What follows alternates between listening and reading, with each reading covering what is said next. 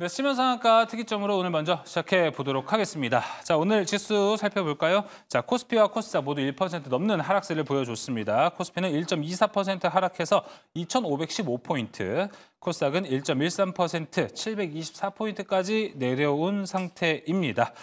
자, 오늘 환율은요, 조금 더 내려갔습니다. 확실히 이제 트럼프 임기 초반에는 환율이 좀 내려간다라는 전망과 함께 조금씩 환율은 좀 자리를 잡고는 있는데 아직은 좀 더 내려가야 할 구간이 많죠. 이게 또 이제 국채금리와도 연결이 되어 있기 때문에 설이 끝나고 우리 증시는 아무래도 좀 환율과 좌우되지 않을까 싶습니다. 자, 이제 내일 시장에 대한 전략, 오늘 시장 프리 리뷰도 같이 해봐야겠죠. 오늘 화목팀과 함께 하도록 하겠습니다. 화목 매니저 소개하겠습니다. 이가람 매니저, 조기준 매니저, 김웅태 매니저 나왔습니다. 어서 오세요. 안녕하세요. 네, 안녕하십니까. 자, 오늘 힘든 하루였는데요. 매니저들은 어떻게 시장을 좀 바라봤는지 한 줄 평부터 들어보도록 하겠습니다. 이가람 매니저님 한 줄 평 먼저 들어볼까요? 오늘 한 줄 평은 어제도 그랬고 오늘도 그렇고 제가 지난번에 한번 똑같은 마음이 있었는데 네. 정말 감사한 하루다. 그래서 감사합니다라고 제가 적어놨습니다. 뭐가 감사한 거예요? 어제 같은 경우는 다 주가가 약간 고점인가 싶었던 전력기기와 또 반도체를 살려준 우리 럼프형님께서 네. 갑자기 뭔가를 발표하면서 이제 AI 쪽을 키우겠다. 투자하겠다라고 하다 보니까 반도체와 전력기기가 또 다 살아 올라와서 너무 감사했고 오늘 같은 경우는 반도체가 약할 때 올라왔던 제약바이오가 너무 감사했는데 특히 그 안에서도 오늘 에이베바이오가 IR을 한다라고 제가 지난번에 한번 설명한 적이 있었죠. 에이베바이오의 또 대표이사님께서 직접 여의도에 행사하셔가지고 IR 행사를 열었는데 그 뒤에 여러 가지 또 언론 보도가 올라왔다 보니까 주가가 또 많이 올라가고 시간에까지 강사 나왔습니다. 그것 또한 사실 그렇게까지 대표이사 나서서 IR 하는 바이오 기업이 잘 없는데 국내에서 또 이렇게 또 굵직한 기업 나오는 거 아닌가라는 좀 기대감이 생기게 됐고요. 그래서 또 마지막으로 우리 또 문제가 되고 있었던 제이오 인수권 때문에 반도체가 좀 약간 문제였었는데 그 이스페타시스가 이제 공시상에서 제이오를 철회하고 그냥 자금 조달만 하겠다라고 하면서 결국 이제 증설 쪽으로만 가겠다라고 했죠. 그에 따라서 또 시간에서도 상한가에 들어갔는데 이런 거 자체가 저는 너무 감사한 일이 아닐까. 그동안 이제 물론 그거를 갖고 계셨던 분들 같은 경우 피해를 받겠지만 저는 저번 주에 나와서 반도체 탑픽으로 뽑았던 종목이었기 때문에 그 결과물이 잘 나와줘서 너무나 감사한 오후장 끝까지의 모습이었다라고 말씀을 드리겠습니다. 네, 알겠습니다. 지수와는 별개로 좀 감사한 일들도 있었던 오늘 시장이었습니다. 자, 이어서 조기준 매니저님 한 줄 평 들어볼까요? 일단은 뭐 이제 우리가 긴 연휴를 앞두고 있는데 이틀 남겨놓고 이제 마지막 금요일 하루 남겼는데 이제 오늘 시장 또 하락을 하면서 그래도 2,500선도 지지하고 있고 724선 뭐까지도 안 빠졌는데 거의 2,000 종목이 하락을 했어요. 그래서 500 종목 하락 상승을 하면서 이렇게까지 빠져야 될 일인가? 그러니까 외국인들이 장중에 한 8천억 정도 주식 매도와 더불어 8천 계약 정도 선물 매도, 그러니까 동시 쌍크리로 지금 현재 팔면서 시장을 하락했는데 이제 이 생각이 들더라고요. 내일 모레 이제 명절을 앞두고 세뱃돈 어떡하지? 라는 고민을 하게 되는 겁니다. 그래서 세뱃돈 줘야 되는데 세뱃돈 받을 나이는 아니고 줘야 될 타이밍인데 많은 분들이 세뱃돈 걱정하지 않을까라는 생각이고요. 요즘에 10,000원이 아니고 이제 5만 원짜리로 줘야 되는데 금액도 크고 그래서 지수 반등이 나와야 될 텐데 거의 반도체도 하락하고 조선 업종도 돼서 살아있는 업종이 거의 없고 유일하게 이제 바이오주들의 몇 종목들이 또 이제 안 빠지면서 상승이 나오지 않았나라는 생각이 듭니다. 그래서 바이오 종목들 그래서 저는 2월 달은 어느 정도 바이오 쪽의 매수세가 강할 거라고 생각은 하고 있습니다. 그래서 아마 이제 그런 쪽이 이제 안 빠지면서 지지를 했다라는 생각이 들기 때문에 이제 위안은 되지만 나머지 강했던 종목들 위주로 하락을 많이 했기 때문에 내일 시장은 좀 어떻게 될지 궁금하기도 합니다. 네, 알겠습니다. 세뱃돈 어떡하죠? 그렇죠. 좀 이 부분도 걱정이 좀 됩니다. 근데 이거 오늘 조기준 매니저님 한 줄 평 살짝 오늘도 필터링이 좀 있었죠? 네, 뭐 제가 한 대로 쓰지 않았어요. 그래서 좀 이렇게 정제가 많이 됐어요. 네, 그러니까 이게 표준말이겠죠? 제가 표준말이 아닌 말을 썼나 봅니다. 네. 제가 알기로는 이제 말로는 할 수 있으니까 제가 알기로는 세뱃돈 어떻게 이렇게 올려주신 걸로 알고 있습니다. 귀엽게 올려주셨는데 자, 한 줄 평 들어봤고요. 이제 김웅태 매니저의 한 줄 평도 들어보겠습니다. 그러게 말입니다. 세뱃돈 어떡하죠? 우리 조기준 매니저는 세뱃돈을 제가 받아야 되는데 네. 못 받게 생겼습니다. 저도 못 받게 생겼습니다. 네, 그러니까는 저도 이제 연휴가 사실 연휴 다음 주부터 긴 연휴가 시작되는데 연휴 다음 날이면은 아마 이제 연휴에 대한 피로도가 쌓이다 보니까 좀 피로감이 있는 또 하루가 되지 않았나 보고 있고요. 이미 연휴 전부터 피로감이 쌓여 있는 그런 하루였던 것 같습니다. 그동안에 시장에서 잘 굳건하게 잘 버텼던 섹터들이 오늘 좀 차익 실현 물량이 좀 나오면서 조정을 받고 있는 시장이었는데요. 그래도 또 매도할 종목들은 매도하고 또 사야 될 종목들은 사야 되는 시장이지 않았나라고 보고 있고요. 어차피 다음 주가 되면은 긴 연휴가 또 있기 때문에 또 시장이 또 어떻게 바뀔지 모릅니다. 그렇기 때문에 오히려 오늘 같은 조정받는 시장에서는 어차피 2월 달 시장도 테마장이 연이어 이어질 거기 때문에 오히려 오늘 같은 시장에서는 저점에서 매수할 수 있는 기회가 되지 않았나라고 보고 있고요. 만약에 설사 내일 또 한번 하락장이 나온다라고 하면은 내일이 분명히 또 한번 기회의 장으로서 또 매수할 수 있는 기회지 장이 되지 않을까라고 보고 있으니까는 너무 걱정하지 않으셔도 될 것으로 보여지고요. 어차피 연휴간에 어떤 이슈가 나와도 그때그때마다 바뀌는 게 또 이슈이기 때문에 네. 너무 깊게 걱정하지 않으셔도 될 것 같습니다. 네, 알겠습니다. 연휴 전부터 피곤하다. 딱 글씨만 읽어도 피곤함이 느껴지는 한 줄평이었습니다.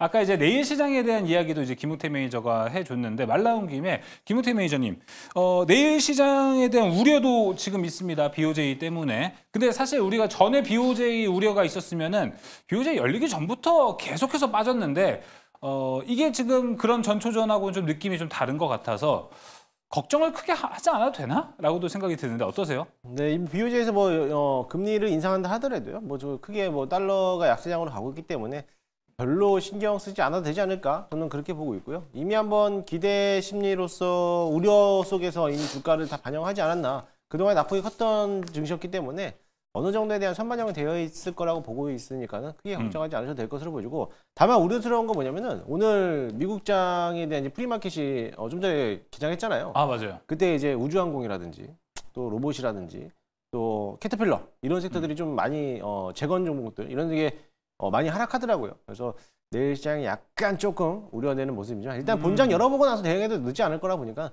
일단 조금 더 지켜보면서 네. 내일 시장 준비를 좀 해보도록 하겠습니다. 네, 알겠습니다. 내일 시장에 대한 이야기까지 함께 나눠봤습니다. 자, 그럼 이제 바로 특이점을 통해서 시장에 대한 전략 하나하나씩 잡아가 보도록 하겠습니다. 첫 번째 특이점 열어주시죠. 네, 오늘 여러 가지 실적 발표들이 있었습니다. 가장 주목을 받았 게 하이닉스, 삼성바이오로직스로 볼 수 있을 것 같은데 삼성바이오로직스는 4조 클럽에 가입했다. 이제 앞으로 목표는 5.6조까지도 바라보겠다라고 하면서 사상 최대 실적을 발표하면서 앞으로의 포부도 함께 발표를 했습니다. 자, 제약바이오도 그 덕분에 오늘 조금 올라가는 모습을 보여줬습니다. 근데 이제 정작 딱 트럼프 2기에 들어선 제약바이오는 앞으로 어떤 개념을 잡고 좀 가야 될지도 우리가 정리를 해봐야 될 것 같습니다. 자, 먼저 이가람 매니저님. 네. 일단은 오늘 삼성바이오로직스가 상당히 호재성 뉴스로 제약바이오를 그래도 꽤 분위기 좋게 좀 만들어 준 것 같습니다. 네. 앞으로 이제 트럼프까지 엮였을 때 제약바이오에는 호재가 더 많다고 보십니까? 악재가 더 많다고 보십니까? 호재와 악재 그 사이에 어디 있지 않을까라고 생각을 합니다. 어느 분야에서는 아마 호재성 재료가 나타날 수 있을 것 같고 아마 미중 분쟁 관련해서는 국내 바이오가 또 수혜를 보지 않을까라는 생각을 하고 있고 그거 이외에 이제 미국 쪽에서 어떤 법적인 규제나 이런 게 들어가게 됐을 때 뭔가 그쪽에서는 잘하는 리스크한 모습도 나타날 수가 있을 것 같은데 근데 그거 상관없이 국내 같은 경우 이전하고 상당히 달라진 게 금리가 올라간다라고 해서 무조건 피해 보는 업종이 과거에 그랬다면 지금 같은 경우는 금리가 엄청나게 내려가던 엄청나게 올라가던 엄청 올라가 있는 상태이즘에도 불구하고 오늘 같은 경우도 지금 굉장히 좋았던 모습이 있었거든요. 그런 걸로 봐서는 뭔가 매크로적인 환경에서로부터도 조금 벗어나려는 듯한 모습이 있지 않나라고 봤을 때 결국 미국 쪽에 대해서는 결국 정치적 리스크를 나타낼 수가 있겠지만 그보다는 한국의 결국 경쟁력이 좋아지고 있는 게 결국 라이센스 아웃을 상당히 많이 하고 있다는 거고 그 중소기업 단위 기관인 글로벌 빅파마들한테 대량의 수주권을 내보내면서 지금 엄청난 금액대를 크게 키워서 나간다는 것 자체가 굉장히 한국의 제약바이오가 더 커지고 있는 구간이지 않았나라고 생각이 됩니다. 그런 상황 속에서 또 어저께 삼성바이오의 또 연매출의 또 최저치가 올라가는 모습 봤을 때 그동안은 삼성전자가 대한민국을 이끌었다면 제약바이오에서는 삼성바이오가 또 다 끌고 올라가는 게 아니었나라고 생각이 들 정도로 삼성그룹사 안에서는 거의 유일하게 잘하고 있는 기업이지 않았나라고 생각이 됩니다. 근데 일단은 뭐 어저께 같은 경우는 잠깐 차트를 보면서 말씀드리게 되면 사실 금리가 내려가야 제약바이오가 올라가는 거 아니냐라고 아실 텐데 보통 금리가 이렇게 많이 올라갈 때는 못 갔던 게 맞습니다. 근데 급락하면 보여주고 반등을 주고 있지만 크게 올라가지 않았었고 그다음에 제약바이오가 어제까지 쉬어갔는데 오늘 제약바이오가 좀 상당히 많이 올라가줬죠. 그 이유 중에 하나는 제가 봤을 때는 그냥 수급적인 모멘텀이 더 컸었는데 어제는 이제 반도체가 많이 올라갔습니다. 그래서 어저께는 SK하이닉스부터 해서 여러 가지 반도체 관련 기업들이 많이 올라가지고 전력기기도 올라가고 이슈가 다 그쪽에 몰렸다 보니까 제약바이오는 약간 소외당하면서 어저께는 별로 안 좋았어요. 그래서 삼성바이오도 실적이 잘 나올 걸로 알려지고 있었지만 어제는 못 가다가 오늘 같은 경우는 이제 반도체가 못 가고 그런 날 제약바이오가 지수 방어해주면서 많이 올라간 게 아니었나라고 생각을 합니다. 그만큼 국내에서 지금 지수를 이끌고 있는 업종이 원래 한 3가지였는데 하나가 반도체고 하나가 배터리 쪽이고 하나가 제약바이오인데 2차 전지는 너무 안 좋아졌고 반도체 같은 경우 최근 많이 올라갔다는 부담감이 있었는데 오늘 약간 좀 매도가 나타나줬고 그런 상황 속에서 시장을 깨지 않기 위한 매수세들이 결국 이슈거리가 딱 붙이면서 오늘 좀 아이아도 있었고 그다음에 삼성바이오에 대한 것도 있다 보니까 오늘 수급들은 결국 제약바이오 쪽으로 많이 쏠려간 게 아니었나라고 생각이 들었고요. 또 하나가 어저께 미국은 빅테크가 굉장히 셌습니다. 근데 국내 같은 경우는 사실 그 전에 주간장 때 반도체가 강했었고 그리고 빅테크가 강한다라고 해서 국내 장 같은 경우는 빅테크와 다르게 지수를 이끌고 가는 게 반도체가 돼야 되는데 반도체가 지금 그렇게까지 이 지수를 끌고 올라가지 못하거든요. 그러면 결국 외국인 입장에서는 한국에서의 뭔가 지수를 올린다거나 지수를 방어를 해야 될 것 같은데 그때 사는 게 요즘은 거의 바이오 쪽을 많이 삽니다. 그래서 저는 아마 그런 것도 있지 않았나라고 생각을 드는 거라서 결국 이슈거리, 금리하고는 너무 연관성을 이제 지을 필요는 없을 것 같고요. 너무 그뚱만 하지 않는다면 크게 문제 안 될 것 같고 네. 뭔가 모멘텀거리와 재료를 상반기 안에 좀 가장 많이 안고 있는 게 제약 바이오이지 않나. 그래서 제약 바이오는 좀 꾸준히 보셔야 될 필요가 있을 것 같다라고 말씀을 드리겠습니다. 알겠습니다. 방금 말씀해 주신 관점을 좀 생각해서 본다면은 상반기는 좀 반도체 하루 가고 바이오 가고 반도체 하루 가고 바이오 하루 가고 이런 장세를 좀 우리가 예상해 볼 수 있는 건가요? 그렇죠. 그렇게도 예상을 해볼 수가 있고요. 반도체의 이슈가 새롭게 뭔가 많이 몰리지 않는다면 네. 그때 또 반도체가 쉬어갈 때는 아마 제약바이오 안에서도 순환매가 계속 그 안에서 돌지 않을까라고도 한번 생각을 해볼 수가 있을 것 같습니다. 네, 알겠습니다. 자, 그렇다면 조기준 매니저님, 제약바이오가 사실 이렇게 움직일 때는 코스닥 안에서 수급적인 측면을 항상 봐야 됩니다. 뭐 제약바이오 움직일 때 2차 전지가 좀 쉬어가고 2차 전지가 올라갈 때 제약바이오 쉬어가고 둘 다 올라갔을 때 얼마 전에 대상승장이 있었을 때 예외적으로 한 번씩 있었는데 지금 제약바이오가 좀 2차 전지보다는 좀 유리한 위치에 있을 것 같아요. 그래서 이 좀 유리한 수급, 이 흐름을 좀 더 유지해 갈 수 있을 거라고 보시나요? 저는 뭐 2월은 바이오의 달이다라는 네. 생각을 하고 있습니다. 그래서 이제 왜 바이오 달이냐면 우리는 이제 2월 21일 날부터 시작해서 이제 첨생법이 개정이 되면서 시행을 그렇죠. 할 겁니다. 근데 이제 그 전부터 지금 저도 이제 최근에 안 건데 그러니까 그게 이제 미리부터 첨세법 관련해서 신속 처리 대상이라든지 그다음에 또 첨단 바이오 의약품이라고 그러면서 지금 현재 새로운 그러니까 제도가 몇 개 나와 있더라고요. 그러면서 이제 최근에 미국에서도 지금 이제 바이든 정부에서 생물보안법에 관련해서 통과가 무산됐습니다. 그런데 트럼프 행정부 들었을 때 이제 생물보안법은 계속 될 수 있거든요. 그래서 그와 관련된 재료는 계속 남아 있고 바이오 관련해서도 그렇고 최근에 이제 제가 파킨슨, 그러니까 뭐 그 JP모건 컨퍼런스에 뭐 크게 없었지만 거기 나온 재료에 보면은 파킨슨 관련해서 미국에 이제 블루락이라고 있습니다. 바이엘이 투자한 회사인데. 거기에 이제 파킨슨 관련 세포 치료 관련했을 때 거기도 이제 1상이 끝났는데 2상을 하지 않고 바로 3상으로 진행하게끔 FDA에서 승인이 됐다라는 얘기거든요. 그러니까 미국도 세포 치료라든가 이런 쪽에서 첨생법 관련해서 이제 이런 식으로 해서 바이오 관련해서 어떤 제도 개선이 나오고 있고 RMAT 관련도 그렇고 그런 제도가 이제 바뀌고 있기 때문에 우리가 첨생법 관련해서 지금 현재 이제 우리나라에서 직접 이제 해외 일본이나 미국으로 가지 않고 한국에서 세포 치료를 하게끔 지금 제도 개선이 되고 있거든요. 그래서 그와 관련된 종목들이 오늘 파미살이라든지 메디포스라든지 네. 네이처셀 차트 보면은 굉장히 강했어요. 그러니까 시장의 하락을 이겨낸 그러니까 안트로젠도 오늘 상승을 했고 파미셀 보시면 그렇고 그래서 이제 거기에다가 뭐 큐로셀도 플러스 났고 그래서 그런 세포 치료제 종목의 차트들은 견조했다라고 보시면 될 것 같아서 고가권에 머물고 있는 세포 치료제는 저는 2월 달에 가장 수혜가 예상되기 때문에 뭐 이중항체도 있고 뭐 그다음에 이제 뭐 그 항암제 그다음에 그 외에 이제 뭐 여러 가지 바이오가 있겠지만은 저는 세포 치료제, 유전자 치료제 이쪽에 주식 시장 그 업종은 굉장히 2월 한 달 강할 거다라는 예상을 해보고 있습니다. 네, 세포 치료제, 유전자 치료제 항상 또 조기준 매니저가 강조를 해왔었고 그 모멘텀이 이제 2월부터 살아날 수 있기 때문에 그 부분 좀 기억을 해서 이제 2월 얼마 남지 않았습니다. 그 부분 잘 체크 포인트로 잡아 보시면 좋을 것 같습니다.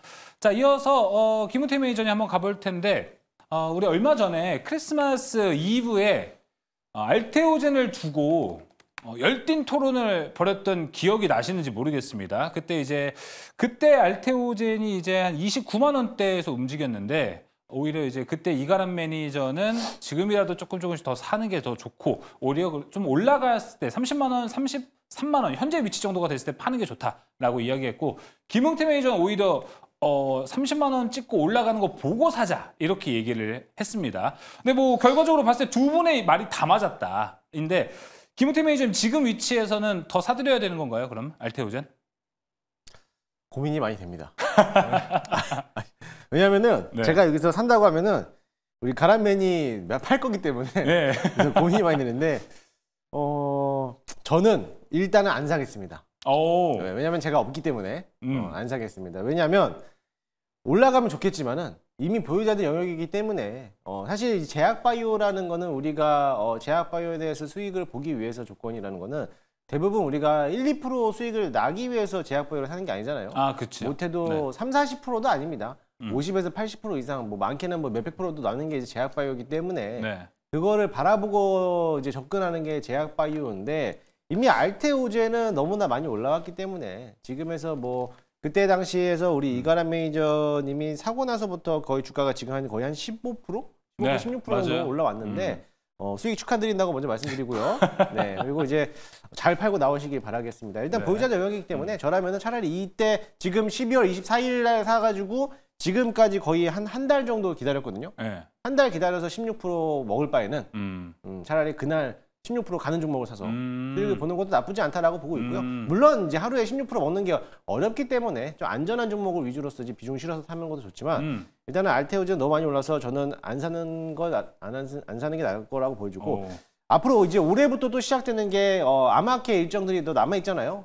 아스쿠라든지 AACR이라든지 여러 가지 에스모라든지 여러 가지 일정 남았기 때문에 네. 그동안에 안 갔던 제약바이오 매년 제약바이오 컨퍼런스가 나올 때마다 항상 대시대를 불출했던 종목들이 한두 개씩 꼭 나와요. 네. 그렇기 때문에 알테오젠이 없으신 분들은 다음 종목들도 많이 있으니까는 잘 네. 보시면 좋겠고 차라리 탈 거면은 지아이노베이션이라든지 뭐 ABL 바이오 이런 섹터들이 훨씬 그쵸. 더 가볍게 올라갈 수 있기 때문에 예. 그 점을 참고해서 네. 보시면 좋을 것 같습니다. 네, 알테오젠 이야기 한번 꺼내봤고 알테오젠의 후속주들을 보는 게 좋다. 지금은 사지 않겠다라고 김홍태 매니저가 이야기를 했습니다. 그래서 이가람 매니저님한테 물어보고 싶은데 네. 오히려 저는 조기준 매니저님한테 물어보고 싶습니다. 자, 김홍태 매니저가 알테오젠 사지 않는다고 합니다. 올라가는 거 아닌가요, 조기준 매니저님? 알테오젠 더? 뭐 알테오젠은 더 갈 수는 있죠. 근데 이제 예. 뭐 김홍태 매니저가 안 산다고 하니까. 예.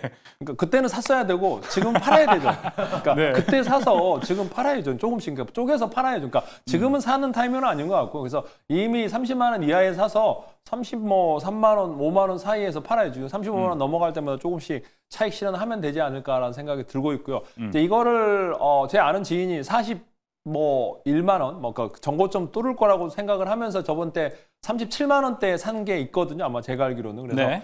아마 35만 원 넘어가면 그때 많이 산 사람들이 매물이 나오지 않을까 싶어서 35만 원 넘어서면 차익 실현하시면 좋을 것 같다는 생각이 들고요. 아까 얘기한 대로 저는 그거 얘기합니다. 그러니까 방송에서 맨날 얘기했지만은 유상증자 때문에 하락했던 지하이노베이션 꼭 사라. 그러니까 그때 방송에 제가 맞아요. 뭐 8,000원대, 7,000원대 지하이노베이션 너무 좋은 오늘 그 11,000원까지 올라왔잖아요. 거의 20%, 30% 수익이 나고 있고 지하이노베이션은 이제 그 2월 달에서 3월 달에 유상증자 청약을 하는데 6,800원인가요? 유상증자가입니다. 그러니까 그 가격대의 그러니까 25, 한 주당 0.25주니까요. 그래서 그 자금 확보해서 추가 차익 실현까지도 가능하고 있고 그래서 알레르기 치료 관련해서 이제 노바티스의 졸레어랑 1대1 임상하고 있는데 엄청나게 이제 그거보다 훨씬 더 높은 성과를 나타내고 있기 때문에 보고서에도 이렇게 강하게 1대1로 맞서다니라는 보고서가 있듯이 그 유한양행하고 5대5로 그러니까 지금 기술 수출됐는데 추가적으로 기술 수출했을 때 5대5로 유한양행이랑 나누기로 했다라는 것도 참고하시면 좋을 것 같아요. 그래서 지하이노베이션 같은 종목 차트에서 바닥권에서 이제 골든크로스가 나고 있는 주식이기 때문에 저는 그 알테오젠도 좋지만 그 수익권에서 나올 때 수익률이 기대 수익률이 훨씬 높은 게 지하이노베이션이다라는 생각이 듭니다. 네, 기대 수익률이 높은 지하이노베이션 꾸준히 또 이야기를 해왔습니다. 자, 그럼 이가람 매니저님 뭐 알테오젠의 이야기를 조금만 해주시면 될 것 같아요. 지금은 좀 이가람 매니저도 그때 얘기했던 게 33만 원 정도가 되면은 조금 슬슬 매도를 할 것 같다라고 이야기를 해주셨거든요. 지금 네. 위치 좀 포지션 어떻게 잡아두셨습니까?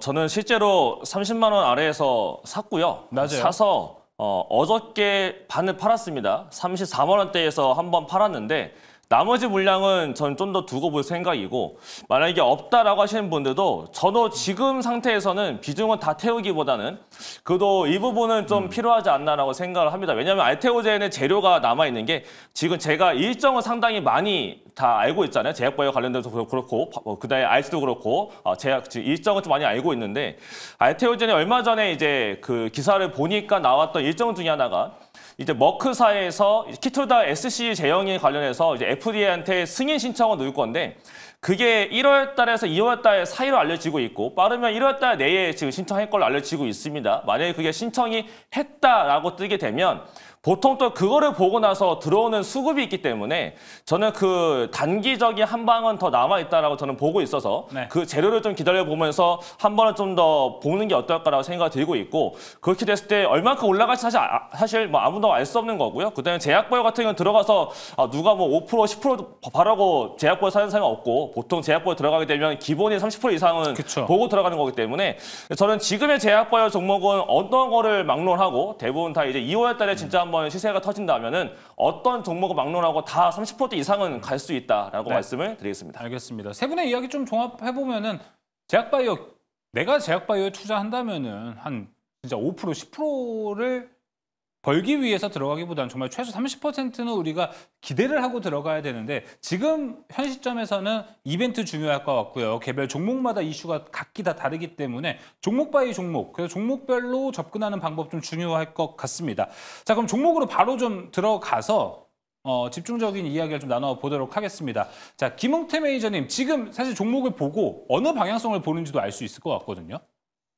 종목을 보고요? 네, 종목을 얘기하라는 건가요? 그렇죠. 사실 저는 오늘 에이벨 바이오하고 지하이노베이션을 가지고 왔는데 앞서 다 얘기했기 때문에 네. 너무나 오픈해서 이거는 이제 제외하고 새로운 종목을 제가 또 오픈을 플러스 하도록 알파로? 하겠습니다. 네, 셀비온. 셀비온. 네, 지난번에 저희가 수익을 봤던 종목입니다.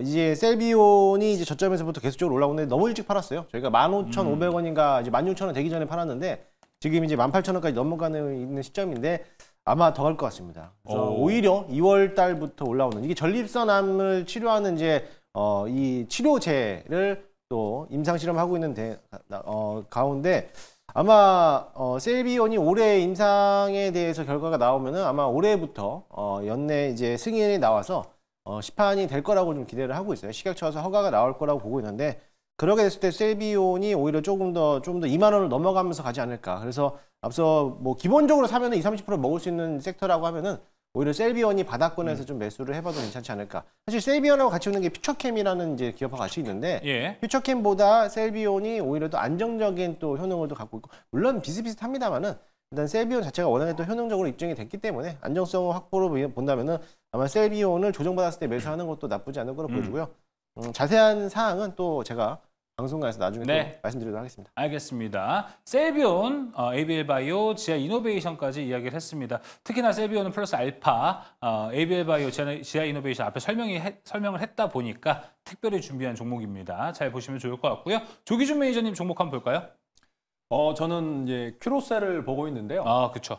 큐로셀은 지금 현재 이제 사람들이 잘 모르는데 이게 이제 그 림카토주를 갖다가 이제 품목 허가를 신청했어요. 그런데 3상을 끝낸 게 아니고 2상을 그러니까 70명, 73명, 그러니까 73명을 갖다가 이제 임상을 했는데 2상을 했는데 품목 허가를 한다. 그러니까 이게 이제 첨단 바이오 의약품으로 지정이 된 거죠. 그러니까 신속 처리 대상으로 해서 복지부랑 식약처가 등록을 하면서 이제 요게 그 카트 치료제, 그러니까 킴리아 대비, 그러니까 킴리아가 30%의 이제 관해율인데 여기가 60%, 70% 정도가 그만큼 효과가 좋기 때문에 이 카트 치료 관련해서, 그러니까 우리가 한 번 치료할 때 3억이 넘어가는 치료제가 되는데 이렇게 고가의 바이오 의약품 관련해서 이제 효과가 좋다면, 그러니까 첨단 바이오 의약품으로 지정을 해서 그 품목을 지정을 해서 이제 2상을 하고 3상을 면제하는 그런 이제 그 식약처랑 보건복지부의 제도가 개선됐다라는 거죠. 그러니까 지금 첨생법이 2월 21일 날 시작을 하지만 그런 세부적인 개정 사항들이 이렇게 있다라는 거. 그래서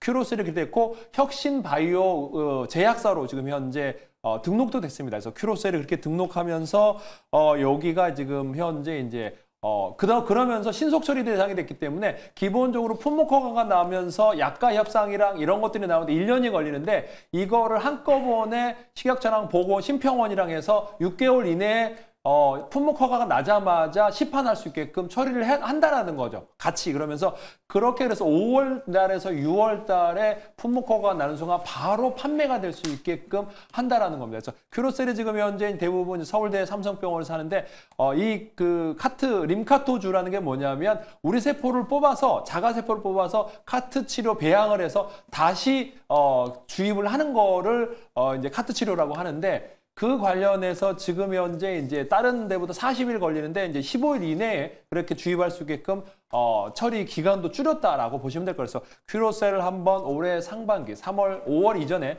찾아봐야 될 주식이고요. 그다음에 이제 S바이오메딕스는 지금 현재 이제 첨단 재생 바이오 의약품 관련해서 파킨슨 치료를 하고 있고 글로벌하게 3개 미국과 일본과 그다음에 한국의 S바이오메딕스가 하고 있습니다. 지금 환기 종목인데 요번에 이제 보고서 그러니까 사업 보고서 제출하면 환기 종목은 풀릴 겁니다. 그래서 현재 이제 환기 종목 풀리고 그다음에 이제 일상 자료, 그러니까 파킨슨 치료 관련해서 그러니까 완료를 이제 올해 상반기에 할 테니까 뭐 3월 1분기에 아마 마감할 겁니다. 그래서 그와 관련된 재료와 더불어 이제 첨생법이 시작했을 때 가장 기대가 되는 게 S바이오메딕스다. 파킨슨 치료에서 약으로 해서 치료가 잘 안 됩니다. 다른 많은 국제 빅파마들이 이제 약으로 안 되고 결국에는 우리 뇌에다가 직접 도파민 세포를 배양해서 직접 뇌에다 주입했을 때 효과가 높더라라고 하면서 미국의 블루락이 1상을 하고 완료를 했고 그 다음에 이제 2상을 하는 게 아니고 FDA에서 바로 3상 진행해 라고 하고 있거든요. 그러면 S바이오메딕스도 1상 완료하고 바로 3상으로 넘어가니까 지금 현재 우리나라가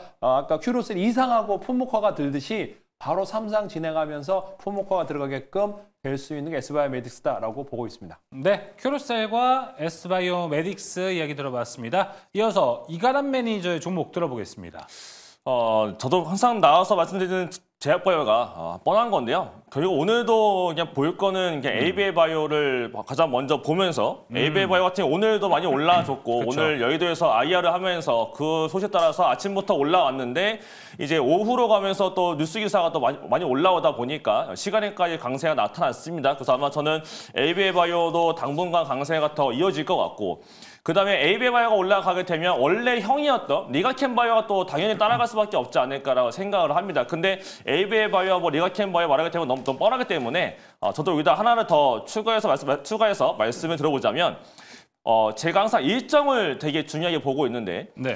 바이넥스가 또 이벤트를 앞두고 있습니다. 바이넥스. 네, 최근에 보게 되면 잠깐 차트까지 보면 좋을 것 같은데요. CDMO라고 하게 되면 보통 바이넥스와 에스티팜은 많이 언급이 됩니다. 네, 최근 보게 되면 바이넥스는 주가가 지켜지고 있고 올라가려는 모습이 있는데 최근에 또 에스티팜 같은 경우는 에스티팜은 최근에 강세가 별로 안 나와주고 있어요. 요 둘의 차이가 에스티팜 같은 경우는 주가가 올라지 못하고 있거든요. 요 차이가 제가 봤을 땐 제로의 차이인 것 같은데 바이낸스는 뭐가 있냐면 이제 알려지기로는 1월 달에서 1월 말에서 2월 달 초 사이에 이제 기대하고 있는 셀트리온 약템라의 CMO FDA에서의 허가가 1월 말에서 2월 달 사이에 나오는 거 아니냐라는 전망치가 있습니다. 그것 때문에 지금 바이낸스가 버티고 있다라고 저는 보고 있는데 아마 그거 내용 뜨게 되면 이제 그 뉴스 소식에 따라서 어쨌든 간에 한 번의 상승은 더 슈팅이 나오지 않을까라고 보고 있어서 저는 단기 모멘텀을 좋아하기 때문에 단기 모멘텀 보실 분들은 ABA 바이오, 리가케 이외에 바이낸스까지 보시면 좋을 것 같습니다. 네, 단기 외에 바이넥스까지 이야기를 들어봤습니다. 자, 오늘 종목까지 한번 쫙 압축을 해봤는데 갑자기 드는 생각은 비만 치료제가 빠졌네? 좀 생각이 듭니다. 이가람 매니저님 추가적으로 우리가 지난 시간에도 비만 치료제 이야기를 좀 하긴 했었는데 네. 지금은 좀 약해진 분위기인가요? 그렇지 않죠. 왜냐면 너무 똑같은 말 또 하게 되면 그래서 재방송인가? 네. 저거 한 얘기 또 하네? 그럴까 봐. 오늘은 제가 그 말씀을 안 드린 건데 예. 비만 치료제 당연히 봐야죠. 봐야 되는 거고 111 같은 경우도 경구용 치료제 이제 허가를 받을 거다라고도 알려지고 있고 그거 말고도 국내 기업도 111와 협업하는 기업이 있고 그다음에 뭐 그거 이외에 다른 비파 일반 중소기업도 아닌 글로벌 비파마들과 협업을 하는 국내 비만 치료제도 상당히 많기 때문에 네. 비만 치료제들은 결국 글로벌 트렌드다라고 봤을 때 저는 쭉 봐야 될 섹터 중에 하나이지 않나라고 말씀드리겠습니다. 알겠습니다. 비만 치료제까지 한번 다뤄봤습니다. 다른 매니저님도 같은 의견이실 거라고 생각을 하고 다음 특이점으로 넘어가 보도록 하겠습니다. 두 번째 특이점 넘어갑니다. 두 번째 특이점 열어주시죠. 자, 오늘 하이닉스 실적 발표 이후에는 오히려 실망 매물이 나왔고요. LS 일렉트릭 실적 발표에는 야, 잘했다 하면서 주가도 같이 좀 올라가는 모습을 보여줬습니다. 작년 4분기 영업이익이 역대 최대 76%나 전년 비해서 올랐습니다. 1,199억 원, 1,200억 원을 벌었다라는 것인데요. 이 어닝 서프라이즈와 함께 올해 또 전력이 잘 가겠구나라는 생각이 듭니다. 자, 김용태 매니저님. 네. 자, 하지만 우리가 이 얘기를 1년 내내 해왔습니다. 전력기기 좋습니다. 좋아요. 네. 수요가 많아요. 데이터 센터 많아요. 주가 올라갑니다. 이걸로 거의 1년 내내 이야기를 했어요. 그러다 보니까 와, 올해도 똑같은 그림으로 올라갈 수 있을까라는 생각은 듭니다. 어떻게 좀 보시나요? 올해도 좋습니다. 올해도 좋다. 네, 작년 1월 달 방송과 똑같습니다. 제 네. 방송처럼 올해도 좋기 때문에 올해도 피카츄가 여전히 강하게 버티고 있지 않을까. 그래서 뭐 저는 뭐 끝까지 전력은 더 봐야 되지 않을까. 전력도 슈퍼사이클을 동참을 했습니다. 그렇기 여기도 때문에 슈퍼사이클. 물론 이제 작년 대비해서 이제 어떻게 보면 기울기 자체가 많이 올라오지 못하고 있는 모습이겠지만은 그래도 연일 신고가를 갱신하고 있는 종목들이 속도들이 나오고 있기 때문에 아무래도 더 가지 않을까라고 보고 있고요. 지금 LS 일렉트릭, LS 그룹에 대한 실적도 나오고 있는 모습이지만 물론 이제 현대 일렉트릭에 대한 4분기 실적이 안 좋았어요. 근데 안 좋은 걸 떠나서 그때 이게 실적이 적자는 아니었기 때문에 어차피 실적은 지금 유지 상태에서 하기 때문에 가이던스보다는 조금 덜 나오긴 했지만 그래도 이번 1분기에 대한 실적도 전망치가 좋을 거라는 기대를 하고 있기 때문에 그 점을 본다라면은 이미 한번 주가들은 악재로서 다 반영을 하고 다시 원위치로 올려놨어요. 그렇기 네. 때문에 추가적으로 더 갈 수 있다고 보고 있고 LS그룹도 마찬가지로 실적이 좋기 때문에 뭐 다 같이 봐도 될 거라고 봐요. 그래서 지금에서는 앞서 우리가 뭐 얘기를 드렸지만은 지금 조선업들이 지금 조선에 대한 수주 잔고에 대한 모멘텀을 가지고 있는 것과 또 미국 시장이 미국 군함에 있는 MRO 사업을 또 하고 있는 기업들과 가지고 있는 기업들과 비교 대상이 났을 때 어차피 똑같은 내용이기 때문에 이 전력도 마찬가지로 LS가 좋냐, HD 현대 일렉트릭이 더 좋냐라고 이제 비교 분석을 한다라고 하면은 어차피 둘 중에 아무나 좋아도 같이 따라갈 섹터이기 때문에 같이 봐도 될 것으로 보이고요. 거기다 추가적으로 이번에 또 글로벌 시장에서는 악재지만은 주식 시장에서는 또 호재로 반영하는 게 이번 LA 산불이 발생했을 때에다 그렇죠. 전력 소비가 더 늘어날 거라고 보고 있는데 거기에 또 한 번 이번에 악재가 또 나왔죠. 네. 산불이 한 번 더 번지면서 5시간 만에 여의도에 7배가 더 번져가는 그런 모습이 나왔습니다. 그래서 오히려 그런 시장에서 어떻게 보면은 이제 블랙테마라고 하죠. 그래서 약간 조금 시장에서 글로벌 시장에서는 안 좋지만은 주식 시장에서는 호재를 받아들이면서 수요량이 더 늘어날 거라고 보여지고 이번 24일 날 트럼프 대통령이 또 산불 발생 지역에도 들어가게 된다라고 하면은 거기에 따라서 후속 조치가 나와야 돼요. 후속 조치를 어떻게 할 것이냐. 거기에 따라서 변압기라든지 전력이라든지 어떤 수요가 더 날 것인지 또다시 재건이라든지 전력에 대한 인프라를 어떻게 구축할 것인지에 대한 논의가 나올 거라 보고 있기 때문에 거기에 대한 내용에 대한 포커스를 맞추는 것과 또 어제 이제 발표했던 게 뭐냐면 700조 규모에 대한 AI 인프라 확충이잖아요. 스타게이트. 네, 스타게이트. 물론 스타게이트로만으로도 전력뿐만 아니라 다른 섹터들도 많이 올라오긴 했지만 그로 인해서 오히려 또 전력에 대한 이제 수요가 그쵸. 증가된다라고 하면은 오히려 조정받았을 때 매수하는 관점으로 보시는 게 어떨까. 그래서 아마 전력은 꾸준하게 내 섹터, 내 포트폴리오에는 한두 종목은 반드시 있어야 되는 종목이 되지 않을까. 제약바이오를 갖고 있다면은 전력을 갖고 있어야 되고. 그러니까 제약바이오 대시세를 놓치신 분들은 조선을 갖고 있어야 되는데 조선을 놓치신 분들은 전력이라도 갖고 있어야 된다라고 저는 보고 있습니다. 알겠습니다. 전력 꼭 가지고 가야겠네요. 네. 앞에 두 개 다 없기 때문에 저는 전력이라도 꼭 챙겨가야겠다라고 생각이 듭니다. 앞서 이제 김우태 매니저가 이야기했던 것처럼 어제 발표된 스타게이트의 최대 수혜 섹터는 어제 시장까지는 사실 반도체인 줄 알았는데 오늘 와보니까 전력 설비가 여기가 최대 수혜가 되겠네라는 평가가 현재 많습니다. 조기준 매니저님이 보셨을 때도 어제 뭐 스타게이트 이야기 되게 많았잖아요. 스타게이트 최대 섹터는 전력 설비라고 보시나요? 전력 설비가 아니고 AI죠. 데이터 센서죠. 그러니까 데이터 센터 근데 또 필요하잖아요.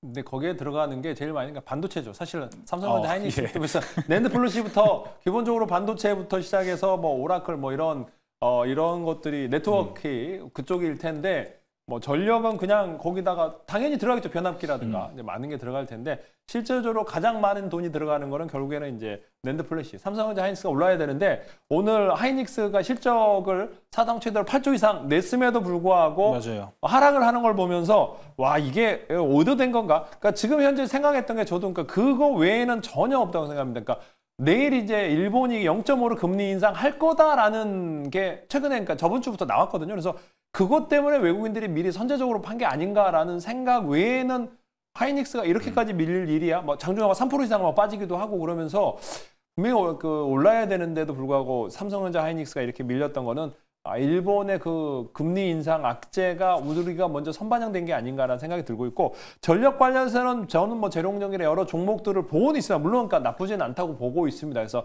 그런데 이제 가장 큰 악재는 너무나 많이 올랐다. 여기서 이제 살 수가 있느냐? 그러니까 사야 되는 거냐? 용기를 내야 되느냐? 그러니까 LS로부터 LS 일렉부터 시작해서 뭐 계속 가는 주식이 계속 가는데 따라붙어야 되나라는 고민일 정도로 너무 많이 올랐기 때문에 가지고 보유자의 영역이기도 하고 근데 이제 그 중에서도 또 안 오른 종목을 잘 골라서 사야 되지 않을까 생각이 듭니다. 알겠습니다. 지금 좀 보유자의 영역 앞서 그리고 김우태 매니저는 바이오 없다?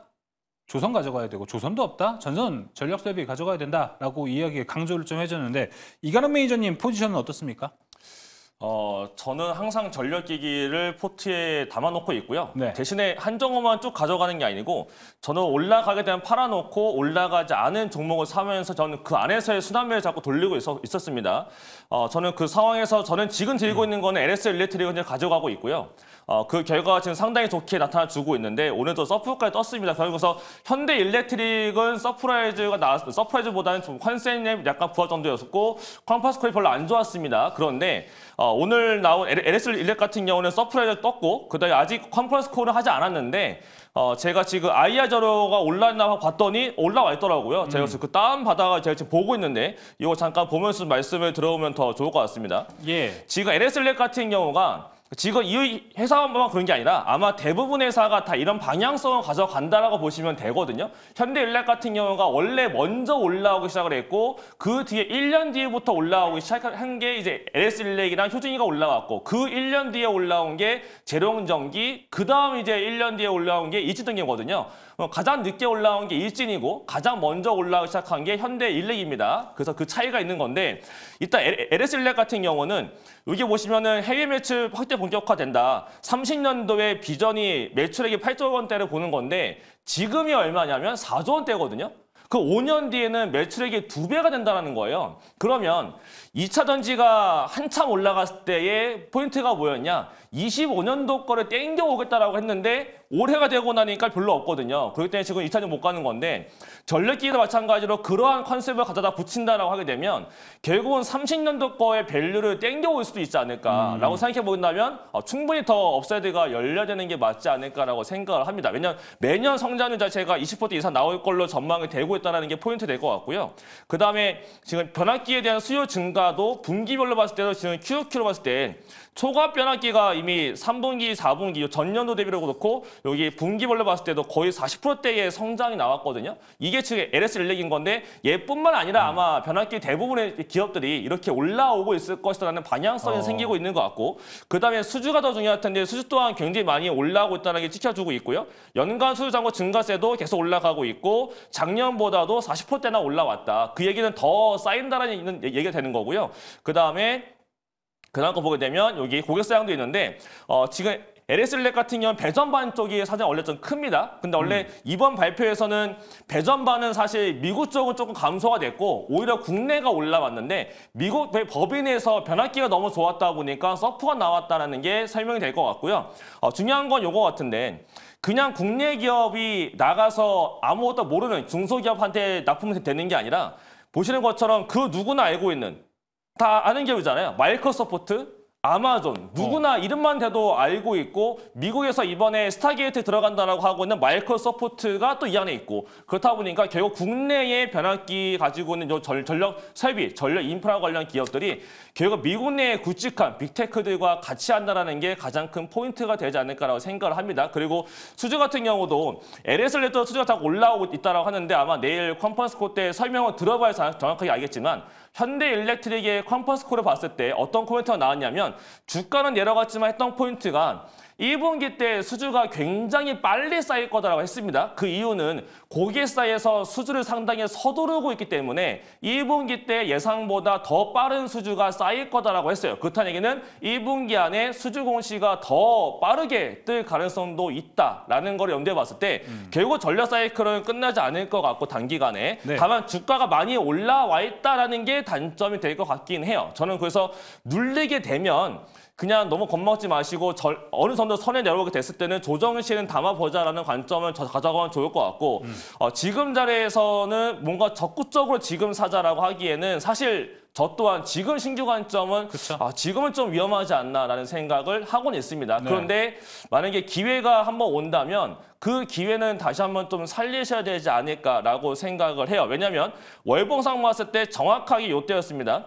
여기 앞에 이때 있죠?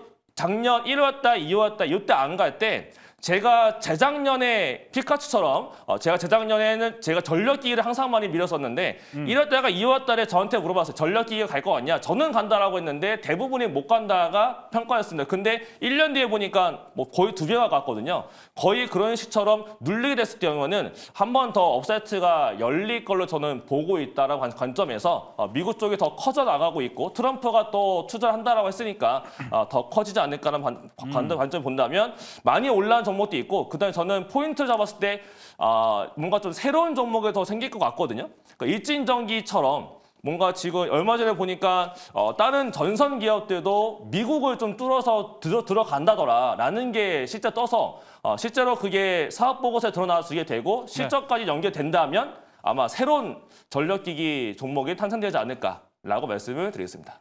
새로운 종목 일진전기가 어떤 이슈인가요? 그게 다시 한 번만. 그러니까 일진전기가 네. 사실은 제일 마지막에 올라온 거였거든요. 예. 그러니까 일진전기도 원래는 변압기라는 회사가 아니고 원래는 전선 쪽만 하던 그쵸, 회사였는데 그쵸. 맞아요. 그 기업도 변압기 쪽에 들어가기 시작했고 그다음에 미국향으로 이제 12월 달 공장 끝났기 때문에 본격적으로 나가는 게 이제 이번 달부터 본격적으로 나갈 텐데 네. 그런 식으로의 지금 기업들이 좀 생겨나려고 하는 것 같아요. 그래서 미국향을 뚫고 들어가는 전선 기업들도 생겨나고 있고 그다음에 특히 LS그룹을 좀 잘 봐야 될 필요가 있지 않을까라고도 말씀을 드리겠습니다. 네, 알겠습니다. 어떻게 콤비네이션이 좀 될 수 있는 종목들이 생겨날 수 있다라고 이야기를 해줬습니다. 그렇다면 일단은 전력 설비, 변압기 쪽에서 봤을 때 아까 이제 조기준 매니저님은 너무 비싸다 종목들 이렇게 이야기를 해주셨습니다. 혹시 덜 오른 종목들에 대한 접근은 좀 어떻게 보세요? 지금 뭐 채팅창에는 효성중공업이 현재로서는 제일 싸다 뭐 이런 이야기도 있는데요.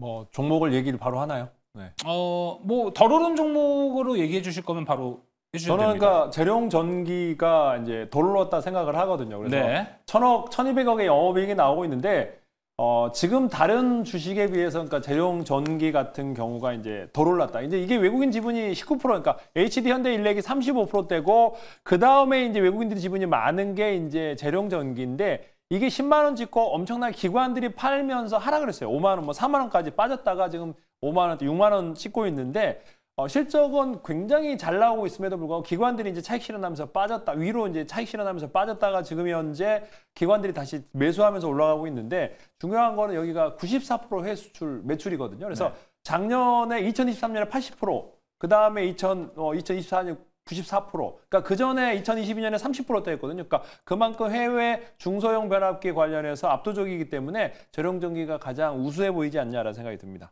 네, 알겠습니다. 일단 그럼 재룡전기는 가장 좀 저렴한. 네, 쪽에서. 근데 왜냐하면 지금 그러니까 1,000억대 영업이익이 넘게 나오고 있는데 지금 시총이 9,500억이고요. 뭐 HD 현대일렉이나 LS 일렉트릭 3조, 뭐 14조 뭐 이런 그러니까 엄청 그러니까 실적을 봤을 때 지금 조 단위가 아닌데도 지금 현재 HD 현대일렉이 뭐 14조인가요? 그래서 네. 그 다음에 현대 LS 일렉도 지금 현재 6조 9천억.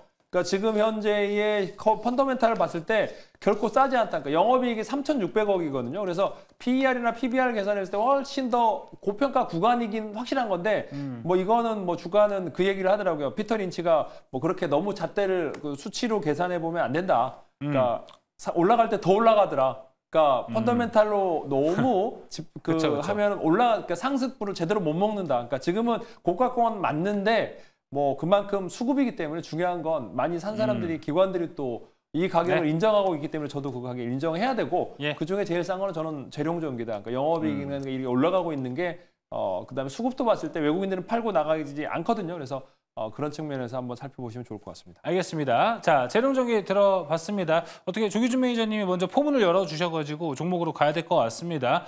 조기준 매니저님 어떻게 재룡전기 하나만 얘기해 주셨습니다. 대본에는 두 종목 더 있거든요. 예, 그래서 여기까지 치고 갈까요? 예, 그래서 제가 한 번 더 여쭤봤습니다. 네, 그래서 이제 그 다음에 이제 재룡전기를 보신 다음에 예. 저는 이제 LS를 보시면 될 것 같아요. LS가 네. 이제 자회사들 합치면 지금 자회사도 10몇 조도 있고 뭐 있는데 지금 이제 10조가 다 되는데 LS가 여기 상장하는 LS 전선이 따로 있거든요. 네. 현재 시가총액이 3조 8천억밖에 안 됩니까? 지주회사의 디스카운트가 된 게 LS다라고 보시면 될 것 같아요. 그래서 가장 저평가되어 있는 게 LS, 그러니까 지주회사 중에 이제 다른 뭐 에코프로도 있고 뭐 많은 기업도 있고 CJ도 있는데 CJ도 그렇고 두산도 저평가되어 있는데 최근에 두산은 많이 올라갔거든요. 근데 LS 그룹도 보면 LS 일렉트릭, LS 전선 아시아 그러니까 이름을 바뀌었죠. LS 에코 에너지도 바뀌었고 그 외에 또 LS 전선이라고 비상장 사업이 있습니다. 그래서 그렇게 봤을 때 지금 이제 가장 접했던 게 LS고요. 그 다음에 이제 또 아까 얘기했던 가온 전선까지 이제 그 지금 현재 살펴보실 때 전선 중에서는 저는 가온 전선이 6,600억밖에 안 되는데 영업이익이라든가 이런 게 계속 그 올라가고 있거든요. 450억. 올해 그러니까 2020년 450억 나오고 매출액이 1조 6천억. 거의 2조를 앞으로 찍을 것 같다는 생각이 들어요. 매출액 상승과 더불어 가온전선이 많이 올라왔지만 기간 매수가 동반하면서 추가 상승이 가능할 것 같다라고 해서 두 종목 말씀드리겠습니다. 알겠습니다. 재룡전기 LS 가온전선 들어봤고요. 자, 이어서 김웅태 매니저님 종목 한번 들어보도록 하겠습니다. 채팅창에 이제 김웅태 매니저님을 잘 아시는 분들이 이 종목 있겠지라고 얘기를 해주시고 있는데 종목 있는지 한번 확인해 볼까요? 어떤 종목이었죠? 얘기 한번 해주세요. 저는 대한전선. 대한전선. 네. 하나인가요? 그리고 세명전기. 3명. 예, 네. 나왔습니다. 볼 수밖에 없습니다. 네. 네, 대한전선은 LS그룹과에 대한 이제 소송이 남아있기 때문에 물론 지난해에는 1심 소송이 조금 이제 LS 쪽에다가 이제 승소를 이기는 일부분에 대한 모습이지만 승소를 떠나서 어차피 대한전선이 이제는 전선 케이블에서는 대장을 영임을 하고 있기 때문에 아마 그런데도 불구하고 이제 미국 매출하고 이제 미국 기업가에 대한 이제 수주 내용도 나와 있기 때문에 대한전선을 보시면 좋겠고요.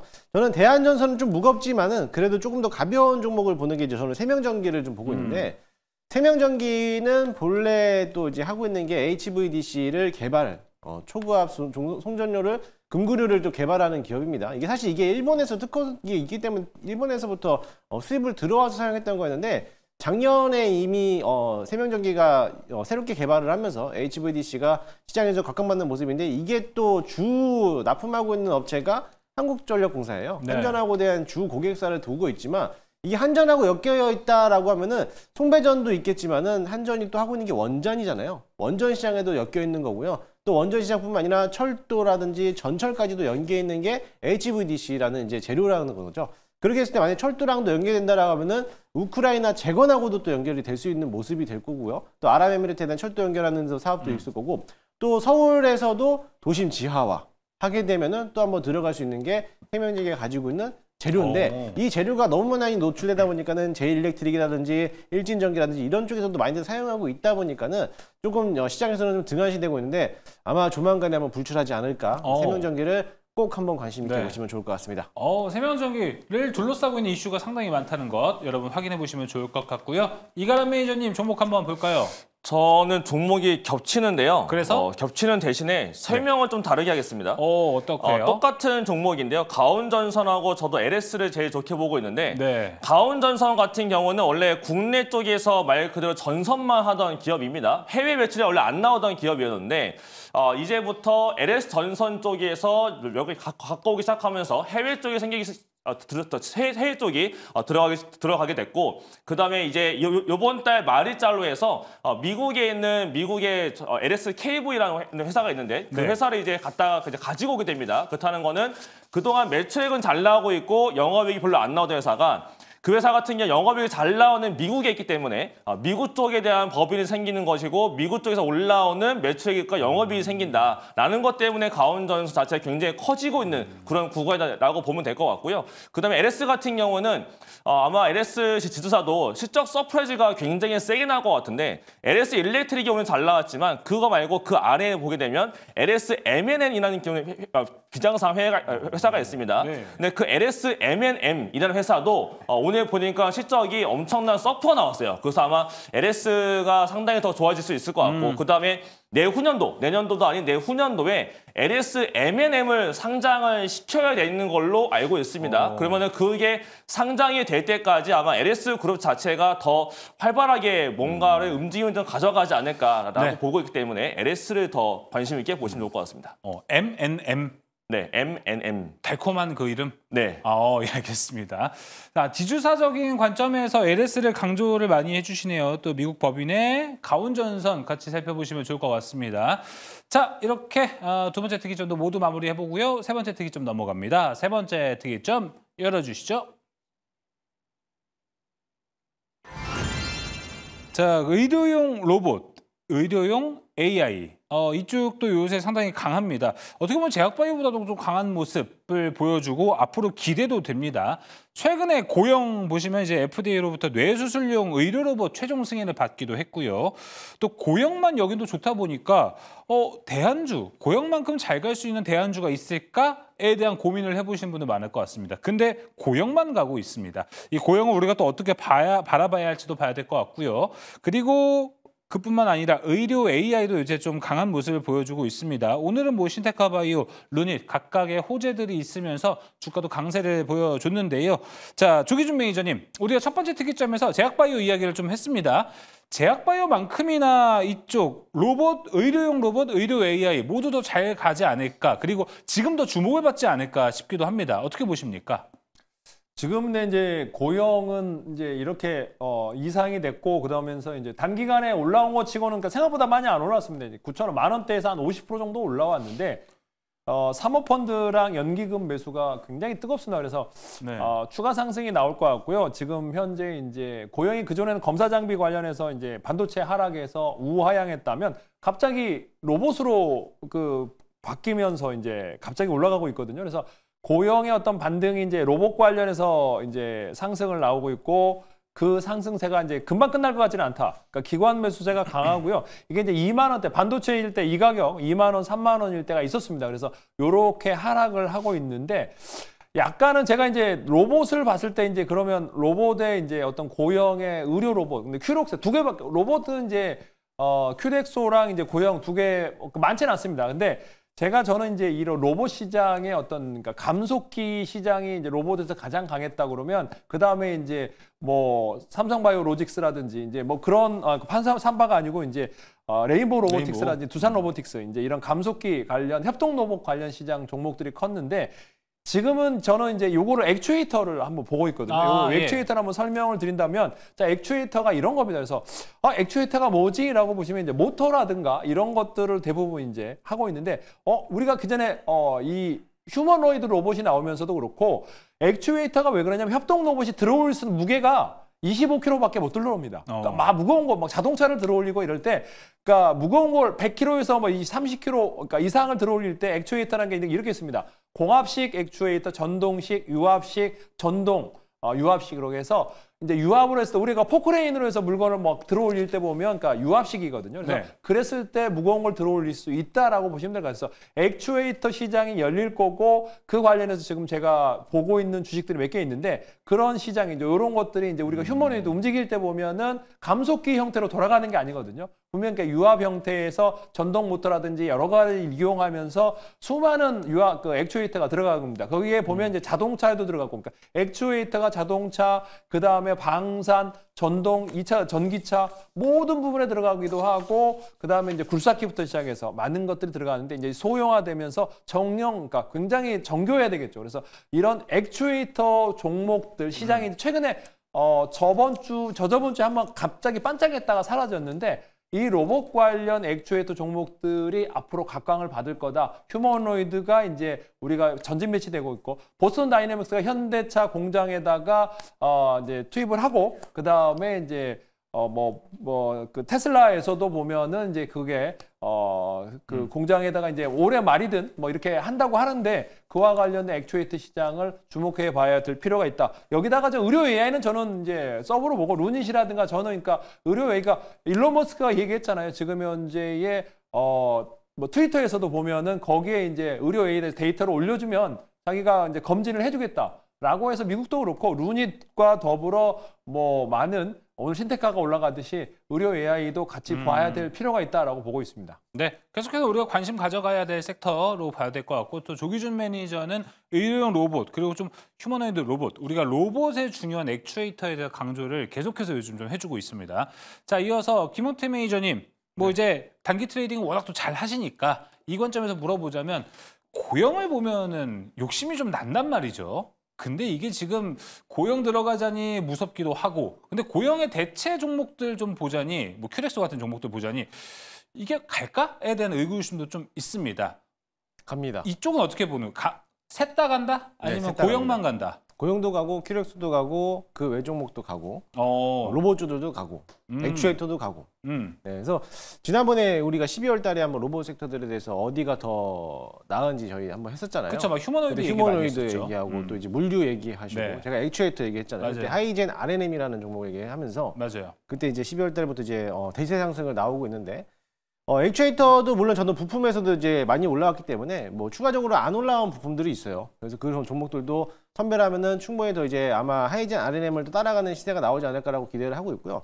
이번에 고용에 대해서도 이제 의료용 AI 이게 사실 이제 들어왔던 로봇 섹터들에 대한 움직임들이 고용이 올라왔던 거는 FDA 승인에 대한 허가 때문에 이제 그쵸. 기대감으로서 올랐는데 수술용 로봇이에요. 수술용 관절 이제 들어갈 수 있는 수술용 로봇이기 때문에 수술용 로봇에 대한 수급이 들어와 주면은 그 외쪽으로 따라가는 게 의료용 AI 이제 어떻게 보면 엑스레이 촬영이라든지 이제 그 다음 후발주들이 이제 움직일 거라는 거죠. 그러면서 오늘 루닛이라든지 딥노이드, 뷰노는 이제 재료는 있겠지만은 여러 가지 오늘 뭐 같은 종목들이 올라왔기 때문에 앞으로에 대한 시장에 대한 흐름도는 그전에는 이번 1월 초까지는 어떻게 보면 휴머노이드로서 들어가는 로봇들이 많이 올라왔으면 레인보우 로보틱스 필두에서 올라왔다라고 하면은 지금 시장에서 테마들은 이제 의료용 AI 그쵸. 로봇들이 이제 다시 한번 부각을 받을 네. 거기 때문에 고용이 올라간다라고 하면은 당연히 이제 큐렉스도 따라갈 거라 보여주고요. 큐렉스는 이제 아마 이제 단기 과열에 이제 진행하기 있기 때문에 그거를 회피하고자